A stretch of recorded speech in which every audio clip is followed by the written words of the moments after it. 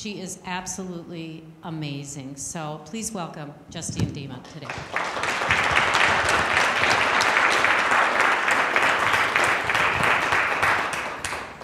Hi. This is new for me to have this right here. I'm usually speaking quite loudly. I'm usually yelling, I think. So, how's that? Good morning, everyone. Thank you so much for coming. Can you guys actually see that? Are we able to lower some lights, perhaps, Gary? At the front here, so we can see the... What's that? Can we lower some lights at the front? So, can you guys see that? Yeah, at the back? Yeah? Great. Hi. Good morning. Happy Sunday morning. Thank you so much, Jan. It's really beautiful to be here. I just moved here from Sydney, Australia. And you guys are here this morning giving me your attention. And your attention is the most precious thing that you have. So I'm very grateful for that. We're going to talk about that in a minute. But one of the customs we have in Australia with the Indigenous population is that anytime anyone is speaking or gathering on some land, they like to acknowledge the original custodians of that land. It's called a welcome to country, if an Aboriginal person's doing it. If someone else is doing it, then we call it an acknowledgement of country. And it's something that I absolutely love. So I believe the Dakota Sioux are the original keepers of this land here. I just want to acknowledge their energy, you know. The current keepers of this land, the Lake Harriet Spiritual Community, Gary and Cindy, Cindy's a resident, and Jan, all really beautiful people, and Nancy, who's amazing, who's the manager here. So I want to thank them for creating such an amazing space to be able to share this information with you guys. So, a little bit about myself. I just moved here from Sydney. I'm trained originally as a veterinary surgeon, as Jan mentioned, and I have a really interesting view on things because I have that science background, but I've also studied meditation and yoga for over 17 or 18 years now. I became interested in a lot of that stuff because as I was growing up, I started to experience and observe the human condition in some pretty dark times. I saw a lot of addiction, alcoholism, depression, and a lot of cancer in my family, particularly with my mother, who was severely alcoholic and depressed. She was actually a beautiful, amazing person as well, but she suffered a lot, hi Cheryl, from these dark experiences of the human condition. So I was observing this as I was a teenager growing up, and when she was finally diagnosed with cancer, I wasn't really surprised because a lot of her family had already died. Her mother, brother, father, most of her aunts, uncles and cousins had already passed away from cancer. So I kind of was watching her with this diagnosis, and I could see that there was no way her physical body could heal when she was in such an emotional and mental state with the depression and the addictions, okay? So I was a teenager and I was observing this, and I became pretty much terrified because science at that time was telling me that these things were inherited, these things were genetic. Alcoholism, depression, cancer, you better watch out because at some point the genes, your DNA is probably going to click on these addictions and these cancerous cells, and it's a life doomed to a pretty tragic fate. So I was 19, 20 years old and I was frightened. I was driven by fear to find out something else. And not only was I driven by fear, but I also had this deep innate sense that there had to be a better way, that there was some kind of innate healing in every human body that allowed extraordinary things to begin to happen. There was no internet. I'm going to age myself a little bit here. There was no internet at that time. But I started reading as much as I could about these things called instantaneous healing, spontaneous remissions, and miracles. I became obsessed with what people called miracles. I read as many books as I can, and the universe provides. My dad actually owned a bookstore and still does. We've had a bookstore for 30 years. So I was able to find access to a whole bunch of volumes of information that most people may not come across. And I started to read, and you know this little thing called the law of attraction. I'm sure a lot of you have heard of this. You know when sort of you're driving along and you see a car of a certain colour that you've never really noticed before, and all of a sudden you start to see it everywhere. Has everyone sort of had that experience where all of a sudden your attention becomes aware of something and then you start to see it everywhere? So I decided to do that with miracles. I decided to pay attention to things that were extraordinary. Or if you come and hang out with us, we like to hang out where things get weird, where it's not the normal, but it's the abnormal, the supernormal, or the paranormal. During this time, when I was going through these investigations, I was also battling with the grief, and my own addictive processes began to develop. So I ended up with quite a severe eating disorder from doing things like extreme juice detoxes, because I was completely terrified of the genes in my body and the cells of my body, that they were going to attack me at any time, you know. And so I was in quite a dark place myself, but I was exploring all this stuff, and the one thing really that was probably saving my life at that time was yoga. So I had some kind of meditative practice, a moving meditation that I was practicing that really kept me in my body. In the last few weeks of 2005, I saw a movie called What the Bleep Do We Know? Can anyone put their hand up if they've seen that movie? Great. I love this community here. If you haven't seen it, it's one of the most powerful places to start. And if you guys jump onto my website, I have a resources page, and it's kind of going down the rabbit hole. So there's a lot of videos, YouTube, movies, all that kind of stuff. So much information on there for you to watch that's available for free. So I saw a movie called What the Bleep Do We Know?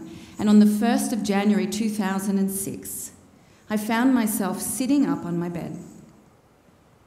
I didn't wake up. I was just suddenly sitting there. And I had been in an out-of-body experience a few weeks after I'd watched that movie, What the Bleep Do We Know? And I'd seen my life from above.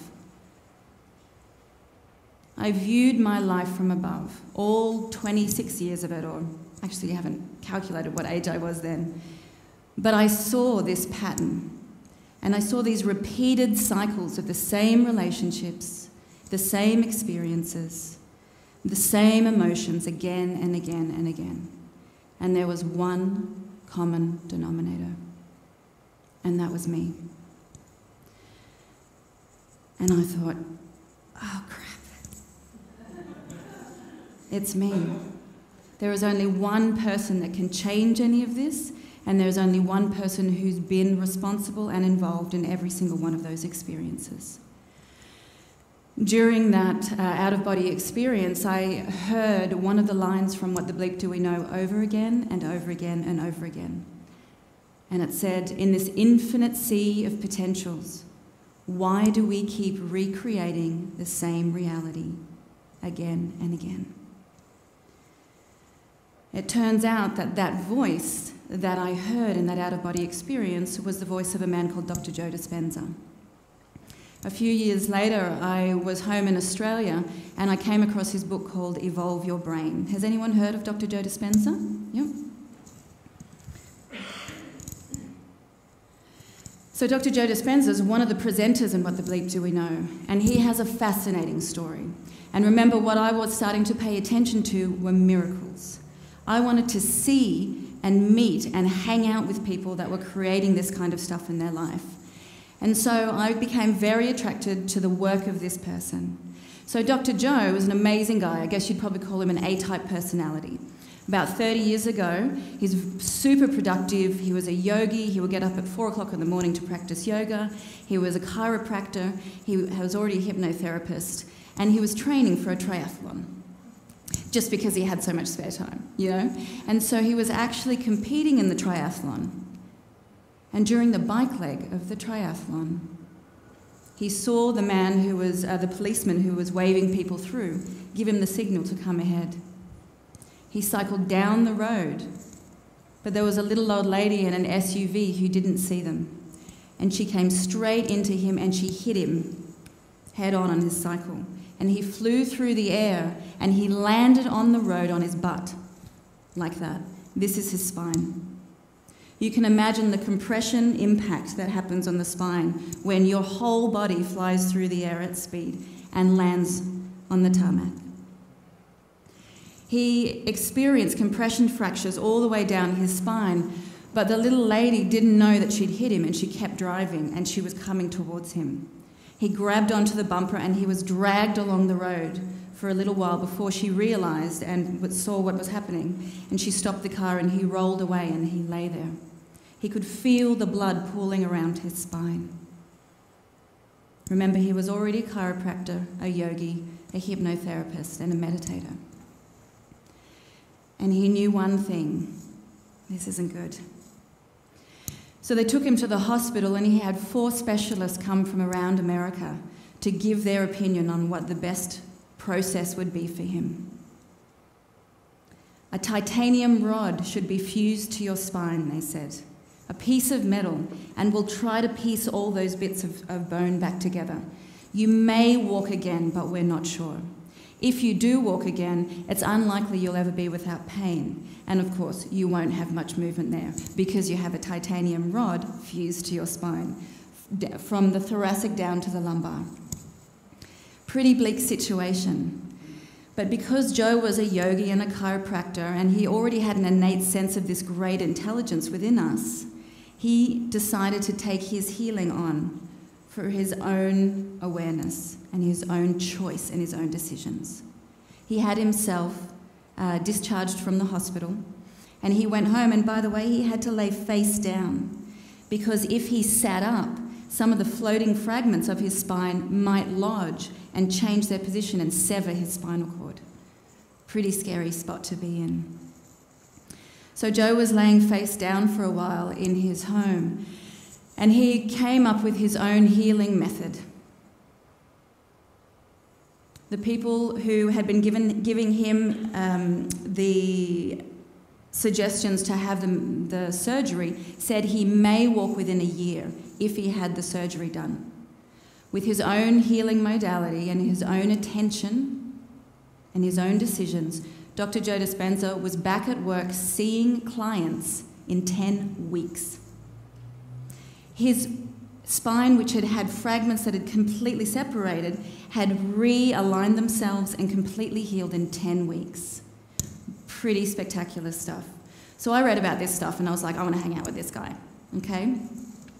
It's a bit of a longer story, but I now work with him. I'm one of his senior trainers, and we teach his work in organisations, and I also teach people one-to-one, okay, and also in groups. So if you want to find out more, I'm around. I've just moved into this little room up here and running meditations every Tuesday night, and I'll tell you more about that at the end. But the reason I wanted to give you some background on Joe, and who's one of my greatest teachers, is because what we're passionate about is giving people permission to consider possibility. No matter what a diagnosis is, no matter what someone else is telling or society is telling you, there's a possibility beyond and above all of that. But it takes one thing: you to make a decision. It takes you to pay attention in a very specific way, okay? The basis of all of the information that we work with is based on mastering your brain and mastering your mind. Joe's first 3 books are called Evolve Your Brain, The Science of Changing Your Mind, Breaking the Habit of Being Yourself, How to Lose Your Mind and Create a New One. He's great at titles, by the way. And You Are the Placebo, Making Your Mind Matter. I'm going to be teaching more about those things over the next couple of months. So the place I wanted to start with you guys is beginning to understand yourselves as a system, a working system, both within yourself and a system that's interacting in a greater system around you. I was trained to be a vet, and as we were studying veterinary science, I wasn't surprised by the differences in everything. I was amazed by the similarities. So I began to view everything, all these biological systems, as information processing systems. Everything I love and everything I'm passionate about is every single one of you guys coming to fully understand who you are. Understand this brain, understand this body, and understand the environment that you're moving around in, and begin to understand how it's all connected. With Dr. Joe and a lot of the work that I do, we go into quantum physics, so we go way out there, but we're giving you permission to be spiritual. There's a lot, you know, all this science is coming through now, and I'm going to show you some of this, the information that we have. But really, the ancient traditions, the Eastern philosophies, the Buddhists, everyone's sitting around going, yes, science. You know, we've been teaching this for thousands of years, and now you have a picture of it, and all we're doing is directing you back to the practices that have been there for thousands of years anyway. But Sometimes if you have a bridge between science and spirituality, you're adding meaning to all of this. They did some research with a bunch of cleaners in a big hotel, and they split these. They calculated how much activity these cleaners did every day.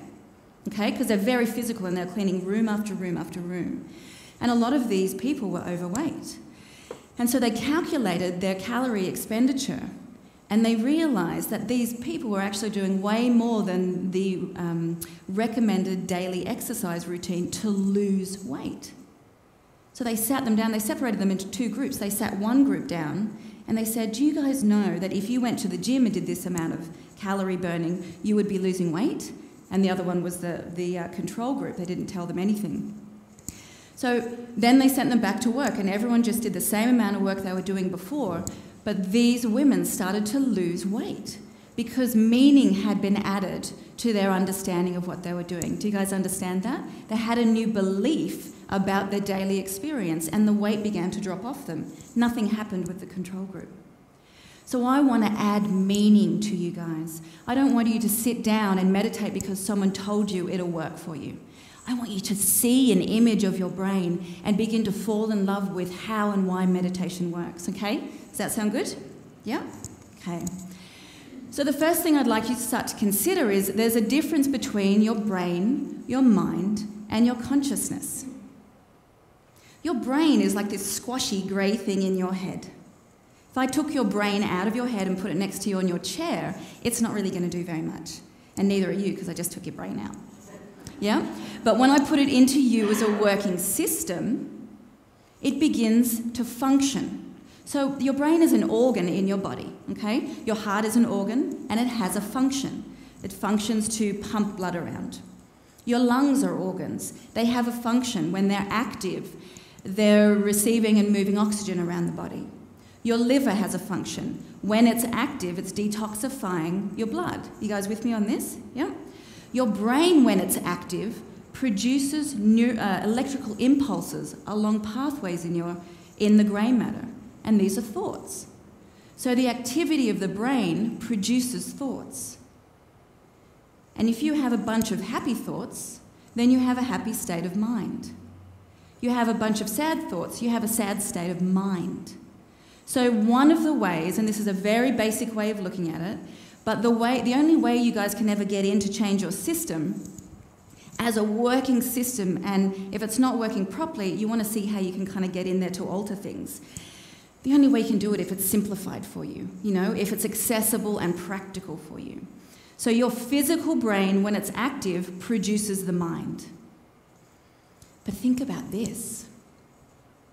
Who you are as an awareness, who you are as a consciousness, is different to both the physical brain in your head and the mind that's produced when it's active.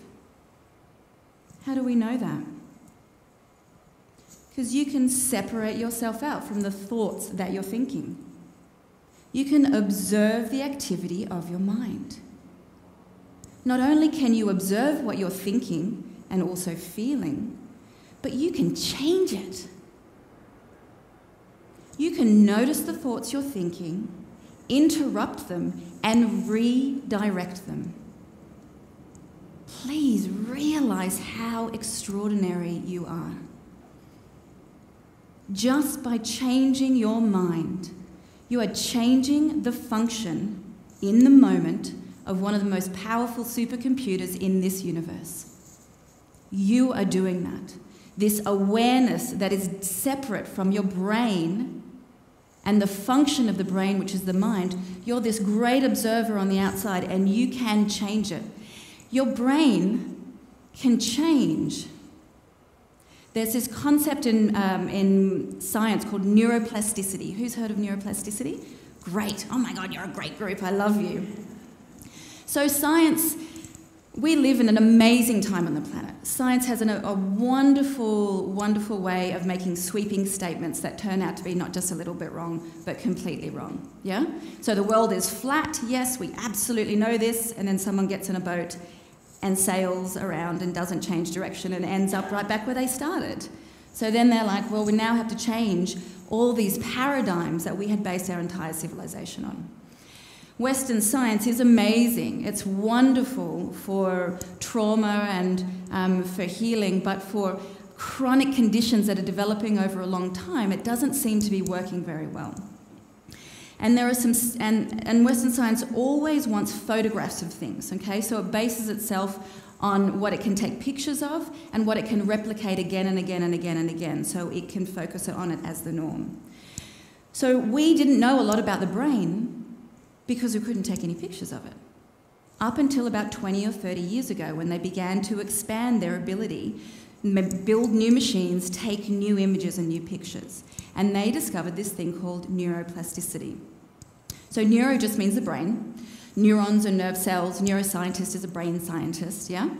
And plasticity means plastic, malleable, changeable, easily shaped and molded.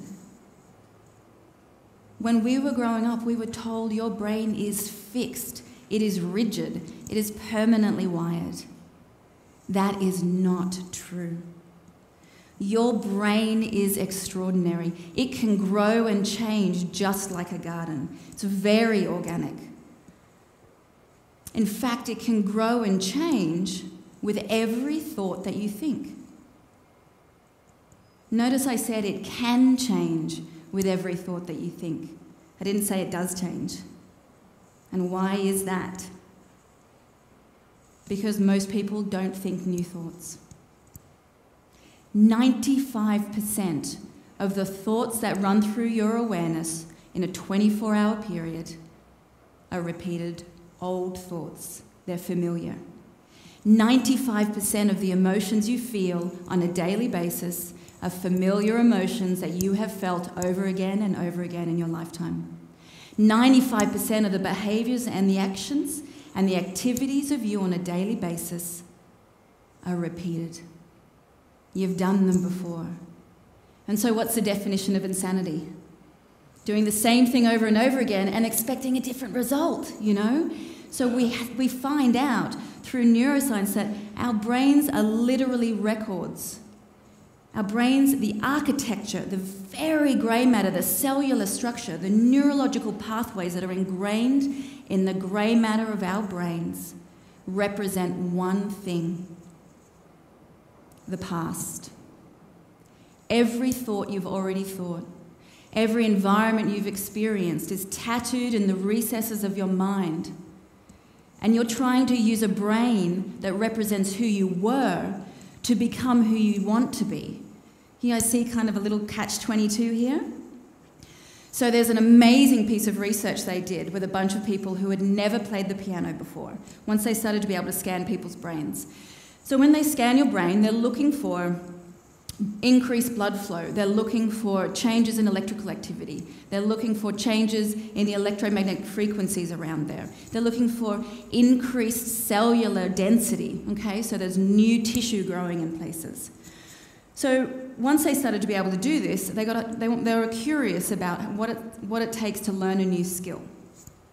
So they got two bunches of people who'd never played the piano before. And one group they asked to rehearse a scale for 2 hours a day for 5 days. They scanned their brains at the beginning and at the end, and they saw a whole new part of the brain, a new skill. And the way they described it in this scientific journal is just really beautiful. It sprouted like dandelions on a front lawn. Neurons, new activity, new neural growth growing in the tapestry of the brain.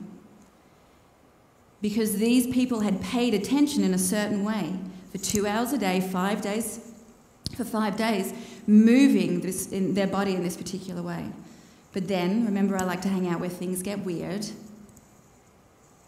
They got a second group of people to do it. I'm Australian, and so normally there would be a swear word in there. So I hang out where it gets weird, but I'm being very controlled at the moment. So they got a second group of people who'd never played the piano before, did the same thing. Please rehearse this 2 hours a day for 5 days. But don't lift a finger. Close your eyes. Feel into the experience of doing it. See yourself playing those scales. But don't lift a finger. Then they scanned their brains at the end, and their brains changed almost to the same degree as the people who had actually done it. Isn't that amazing? Ladies and gentlemen, your brains do not know the difference between real or imagined. Your brain and body doesn't know the difference between something that you're actually experiencing in your external reality as a reality, or something you're fabricating just by thought alone. To the brain and the body, it's the same thing. Incredible, incredible power that we have. So let's have a look at your brain and what gives you the opportunity to do this. Why are we able to do this, and how? There's a part of your brain called the frontal lobe.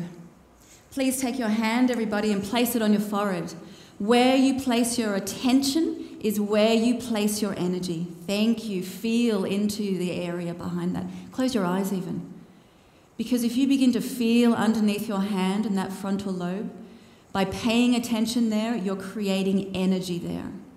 And energy is information. Thank you. You can put your hands down now. The frontal lobe is the crowning achievement of human evolution. It's an extraordinary part of the brain. We call it the seat of executive function. The frontal lobe is responsible for things like advanced decision-making, our ability to make decisions for our future. Problem-solving and creative processes, monitoring and regulating your behaviours and changing habits all happen because of this part of the brain. Emotional regulation, and most importantly, monitoring and regulating your stress response. It all happens because of this extraordinary part of your brain called the frontal lobe. I pretty much guarantee every single one of you has it. Question is, do you use it? Because if you're not using this amazing, extraordinary, evolved part of your brain, you are functioning from a couple of other areas of your brain that are primitive. Dr. Joe Dispenza has a fantastic TED talk that I'd love you guys to have a look at after you're here sometime in the next few weeks. It's on my website. And we talk about you guys having 3 brains, okay? I'm talking about you. This is your system. I want you to own it. I want you to fall in love with it. Because what we're looking at is that consciousness is using a brain and a body here. Your consciousness is using a system. It's a vehicle. And that vehicle, just like a stick-shift car, has a very specific set of way it has to be used. Yep. Things have to happen first, and then actions created for things to change. So with Dr. Joe, we talk about you guys having 3 brains. From the point of view of evolution, think about this. So imagine that this is someone's spinal cord. And at the back of your head, just here, take your hands, please, and put them at the back of your head, just above your spine. Feel into there. It's called your reptilian system. It's a very primitive part of your brain. Thanks, you can put your hands down now. So right on the top of your spinal cord is that bright yellow one at the back called the cerebellum, and we often call it the reptilian system. Dinosaurs were reptiles, guys. If you're living most of your life functioning from this part of your brain, you're being very primitive. You're not much more responsible than a Tyrannosaurus Rex having a temper tantrum, okay? So what we start to understand is that the reptilian system is responsible for basic function. And then the center point in here is called the limbic system. So after reptiles, we start to get mammals. We call this the mammalian brain. But really what you guys want to know about is it's also called the emotional brain. Does anyone know what emotions are? Emotions are chemicals. We definitely, if you want to dive into the work, we talk about emotions being present on an energetic level at the quantum field as well. But if you're looking to absolutely take mastery over your own system, what you want to know is that emotions are chemicals that are related to the thoughts that you think. And so this blue bit on the outside is called the neocortex, and that's the thinking brain. The thinking brain, when you have a thought, releases a bunch of chemicals, and all of a sudden you feel the way you were just thinking. So you have a happy thought and you feel happy. You have a sad thought and you feel sad. Okay? But these are all related to the way that your brain functions, from thinking brain to feeling brain, and also to these habitual responses that are stored back here. So we start to see that there's a system that we can access, and that if you truly want to change, it's not enough to just think positively. You have to come to understand truly how to master your emotions. And if you want to make happiness a skill or a habit that's stored in this automatic system, you have to do it with repetition. There's a principle in neuroscience called Hebbian learning, or the Hebbian law. Neurons that fire together wire together. And the more you think a thought, the more hardwired it becomes in your brain. It's just like when you're going down a path in a forest. Okay? The more you walk down that path, the more ingrained that path is. But if you want to change the way you think or change the way you feel, and you're going to get up to that path of least resistance that you're so accustomed to going down, whether it's thoughts, feelings, or actions and behaviours that you're trying to change, you guys understand that you're going to have to turn around into the jungle and begin to pay attention with energy and decision, and really do that, but you have to do it with repetition to begin to start to change the tapestry of your brain. Okay? So a lot of the stuff that we do we use meditation to begin to really understand the mind-body connection. Okay? Has anyone heard of epigenetics before, or the work of Dr. Bruce Lipton? Great. So Dr. Bruce Lipton was a cellular biologist, and he's done amazing work to show that your genes are not the brain of your cell. Your DNA is not the brain of the cell. Again, this was a dogma that was proposed by some scientists and taken on as law. And it's simply not true. It's a whole nother 3 days of exciting sort of adventures in all of this, so I'm going to go through it fairly quickly. But the interesting thing is that we start to have a look at DNA in your cells, and it turns out that the DNA produces proteins. Okay? It produces proteins in certain amounts and certain qualities and at certain times, and that produces the health of the cell and the health of your body. So your health really is directly related to the function of your genes. So we become curious, what's telling the DNA which proteins to produce and what time? It turns out the DNA just doesn't do it by itself. The DNA switches on and off, and your genes switch on and off, kind of like Christmas lights, okay? On again, off again at different times. And the environment that the cells of your body are in at any one moment is what determines the DNA production, the protein production, the function of your DNA. So we become curious about what's creating the environment of every cell of your body at every moment.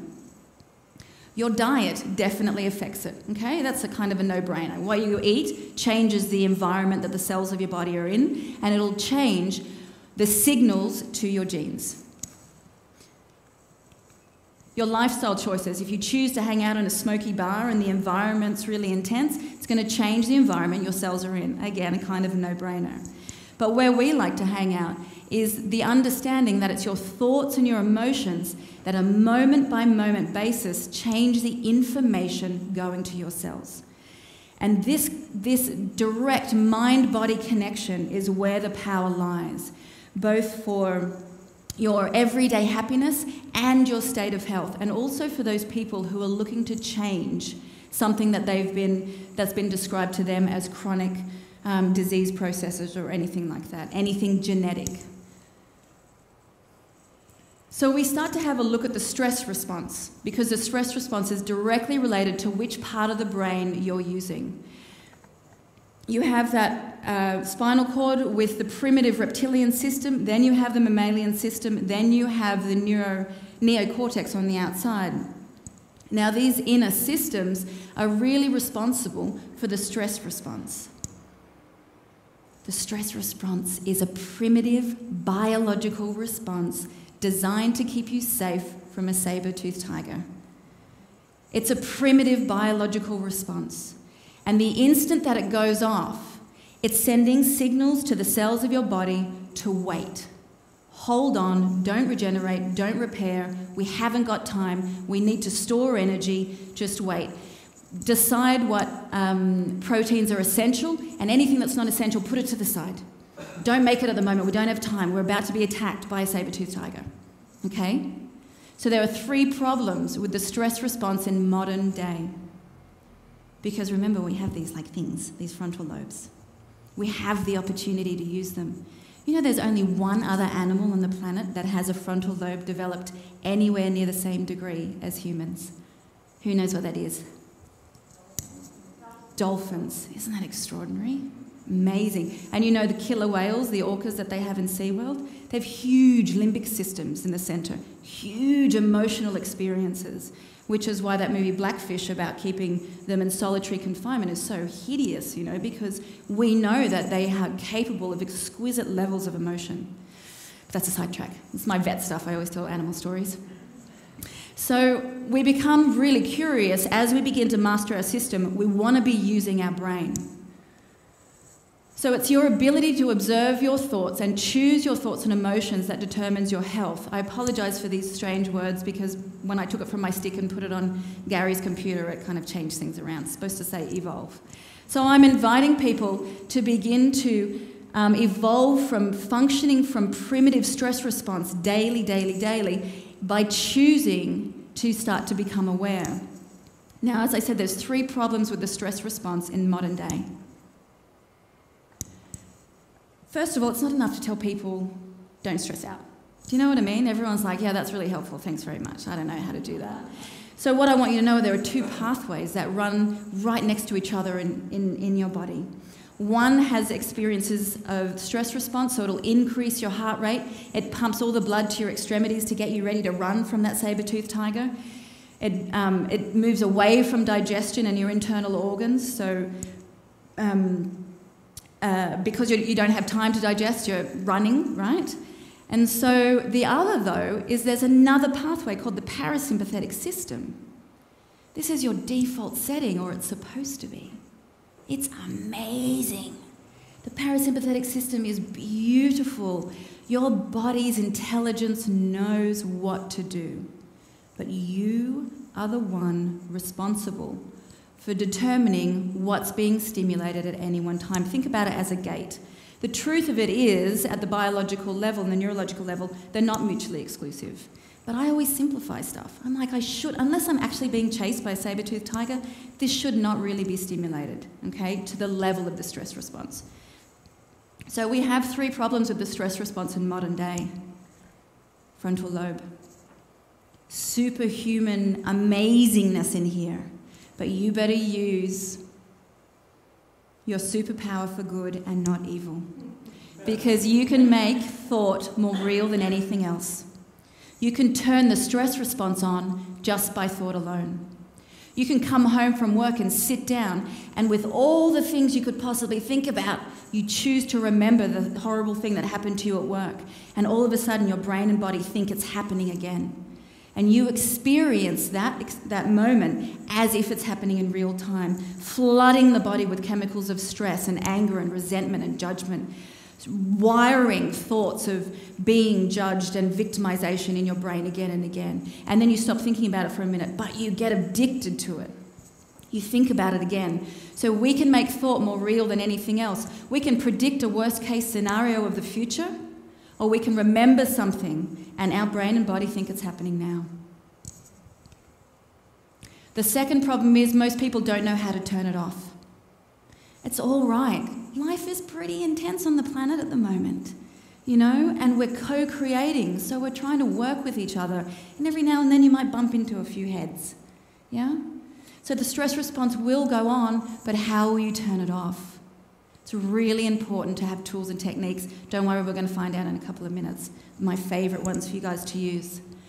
The third problem is there are chemicals released when the stress response goes off. What do we know about chemicals by nature? Heroin's a chemical. Alcohol's a chemical. Nicotine's a chemical. The chemicals of stress are addictive, and we literally become chemically addicted to levels of stress in our life. You know these people, if you know yourself or you know these people, no matter what's happening, it's drama. 24/7, and as soon as one drama finishes, another one's created.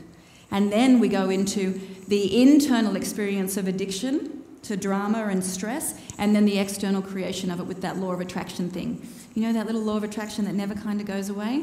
So we start to attract more and more stress and chaos into our lives. So again, it all comes down to turning on this frontal lobe. So as I said, you all have it, but do you use it? That's the question. And how do we start to get it kind of kick-started? So I love this image. I want you guys to remember this because it really is as if you're lighting up that part of your brain. Getting used to this. So I want you to think about it like a dimmer switch that's being turned up, yeah? So the more you begin to pay attention to things, to step into the state of the observer, the more you turn this on. And I kind of talk about it like an orchestra conductor, okay? Your orchestra conductor can be there and it's managing the rest of your brain. But it's either an orchestra conductor that kind of looks like a hobo and terribly dressed and his hair's all messy and his baton's all broken, you know, because you're never paying attention. You're spending 95% of your day from these old versions of yourself. But the truth is, when you begin to observe yourself and you switch this frontal lobe on, you begin to see amazing things start to happen. So to turn the stress response off, to begin to switch the frontal lobe on, aerobic exercise has been shown to be really great. Yeah? Deep breathing and relaxation processes, you're working with your biology. The body doesn't think it's running from a saber-toothed tiger if you're taking deep breaths. Can you understand that? It's like, oh, we must be safe because we're breathing like this. Tapping in EFT, who's heard of that? Beautiful, amazing, I love it. It's extraordinary, and a lot of their science shows it reduces stimulation of the sympathetic system. And heart math. Before Thanksgiving, on the Tuesday before Thanksgiving, I'm going to run a gratitude meditation that I'd love as much of the community to come to as possible. I'm going to show you some of the science of the heart, the science of gratitude, and teach you the quick coherence technique from heart math. So they're all some other techniques, but this is my favourite. Meditation. That's such a good one. Because if you can either try to convince someone to exercise to help them turn on their frontal lobe or just to sit still, it's kind of a bit easier to get people to do that. And so what we want to do is fall in love with meditation as a tool because we're moving back into frontal lobe function, we're reducing our stress response. But when you dive into the work of Dr. Joe Dispenza and some of the creative processes that we use to go from instantaneous healings and from just a simple mindfulness practice, we really want to tap into some of these extraordinary other tools that are very creative meditation processes.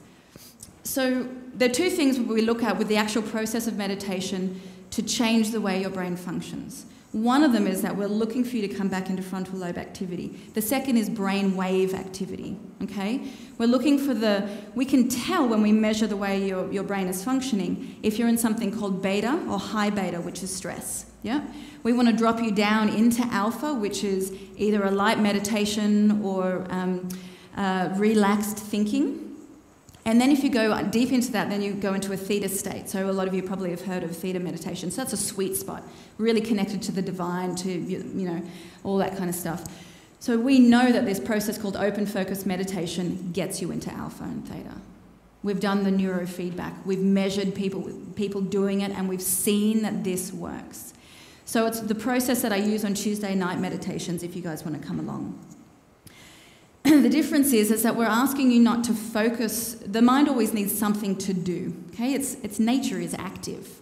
So like a Labrador puppy, you want to train it to do something. And so the thing we get to do is focus on the space rather than the particle, okay? And then we go into quantum physics as the particle and the energy around it. We know that when you move into the sensing space, that the brain kind of just goes, oh, and kind of just relaxes, and people drop into alpha really easily. So Should we have some music, please, Gary?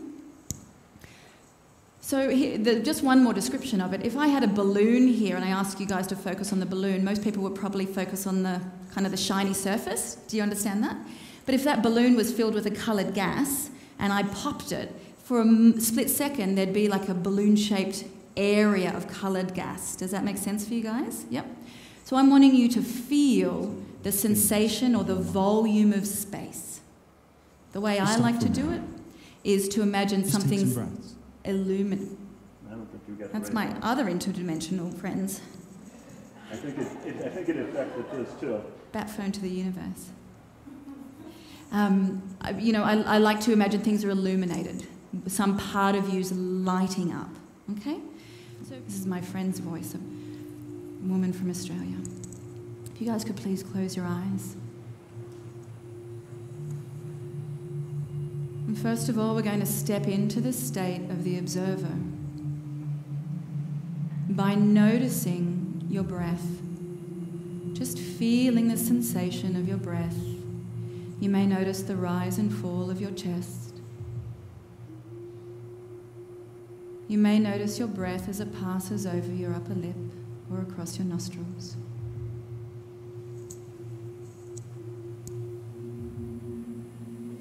There's no right or wrong and there's no judgment. It just is inhalation and exhalation.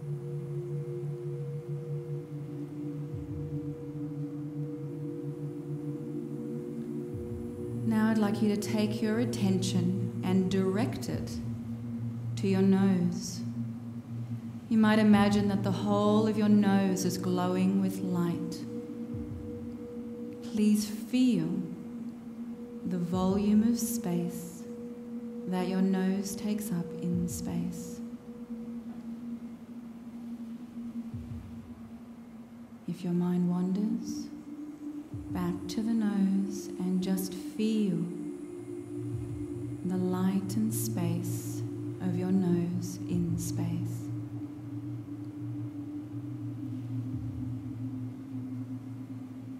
And the whole of your head now, please. Imagine it's filled with light and you can rest your awareness in the volume of space of your whole head in space.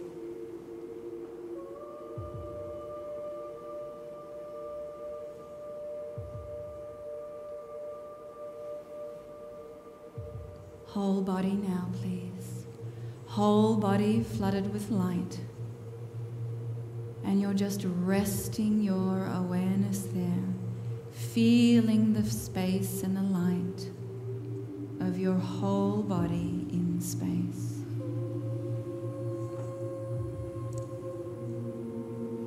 There's a sense of surrender as you feel. Sort of dissolve your awareness into the volume of space of your whole body.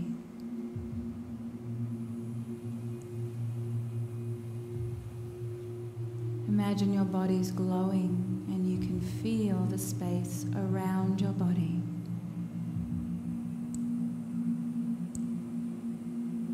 Just feel the light and space in front of you, behind you.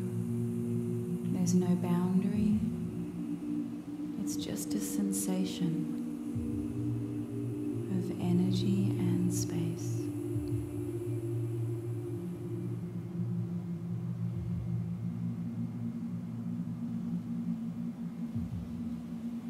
Please expand your awareness and see if you can fill the room with your awareness. Can you feel the space of this whole room in space?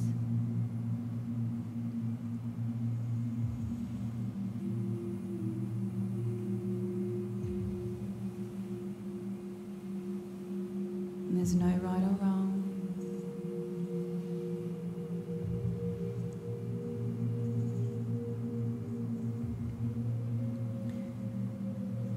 Beautiful. Bringing your awareness back now to your body, please. Feeling your hands, your feet. Thanks, Gary. Just getting ready to be present again in the room and opening your eyes when you're ready. Coming back to the planet if you've zoomed off, and waking up, I guess, if you just had a nap. Hi. Thank you so much, guys. I hope you are all able... Can you feel the difference in the energy of the room to start with? It's quite extraordinary. Just a couple of case studies to broaden your awareness about this work. We had a woman arrive with Parkinson's disease on Friday, about 20 years of it, clinical signs of tremors, and left on Monday with no clinical signs of Parkinson's disease after 4 days of meditating. 3 weeks later, she had a stressful experience in her life, and the clinical signs came back overnight. So your body has memorized states of existence and function when your stress response is on. We're experiencing everything that can be explained by science. We have people with Crohn's disease, with multiple sclerosis, who are going blind and in a wheelchair, now able to walk and see. And I hang out where things get weird, guys. I'm trained as a veterinary surgeon, but these are extraordinary things. I'm going to take you right out because I know you guys can handle this. We also had a man who came with a brain tumour on Friday, no brain tumour when he had a scan the next week. His personal experience during his meditation was of interdimensional light beings operating, and he felt it happen. Someone else who was observing and facilitating the meditation in which 350 of us were meditating, and I was in the room, saw the same thing. Extraordinary things are happening on the planet. And we are scanning people's brains. We were just in Mexico, my fiancé and I, a few weeks ago. We had people coming in with different processes, leaving without them. 550 people meditating over 5 days together. Extraordinary stuff.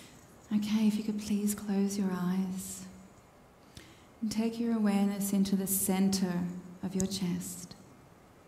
Using that open focus, I'd like you to feel the space of your heart center in your chest. And as you inhale, feel that space expand. And as you exhale, just letting that space drop down. Inhaling, expanding the heart center, and exhaling. And now I'd like you to add in the emotion of gratitude and unconditional love. As you breathe in, send that love to everyone else in this room. And as you breathe out, receive it.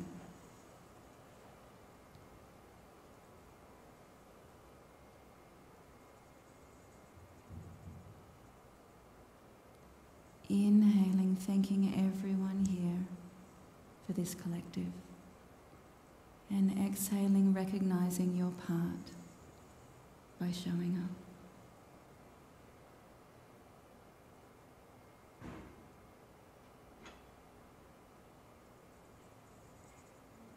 See if you can increase that love and gratitude 10 times, filling this whole room with your attention and your intention. 10 times the love.